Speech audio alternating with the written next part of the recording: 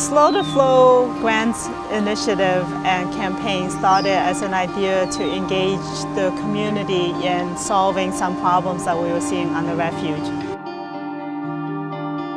Being an estuary, I was realizing that a lot of our issues came from our adjacent lands. A lot of the runoffs and water uses upland affects us. So the idea was that we needed landowners to actually take ownership of some of these issues and come up with real solutions.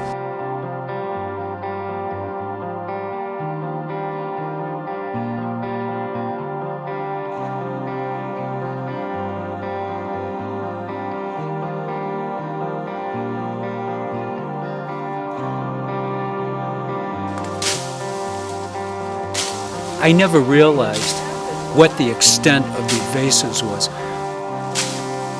For me, this is just a game. To me, when I find a nice plant buried in the weeds, it's a treasure. And it's fun, it's a treasure hunt. And then when I get to that point, you know, instead of me doing it, you know, maybe nieces and, you know, my daughter.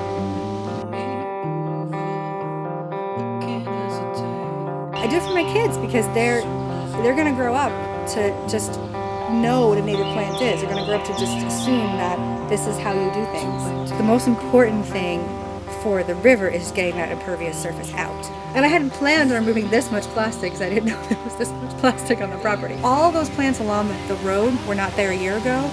There was just empty space. I have seen hummingbirds feeding all along there every day with my kids, watching them feed.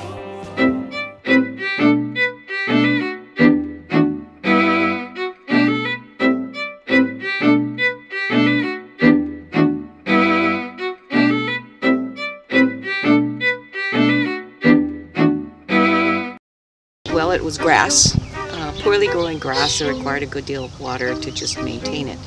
And what we did was removed the top layer of that grass and put down compost, which is an organic compost. We did a lot of homework on the plants.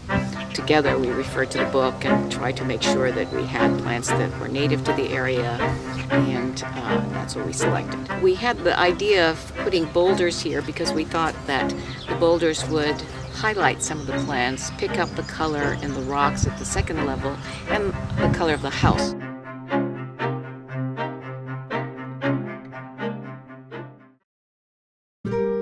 Now that we have our first group of landowners that actually took the grant money and accomplished amazing things in their backyard, next year we can actually use them as demonstration projects, and we can show people what can be done, with very little money and in a relatively short amount of time. We live so close to the river, so it's something that I think of, like every time it rains, watching all of the water go down there, watching the pollution.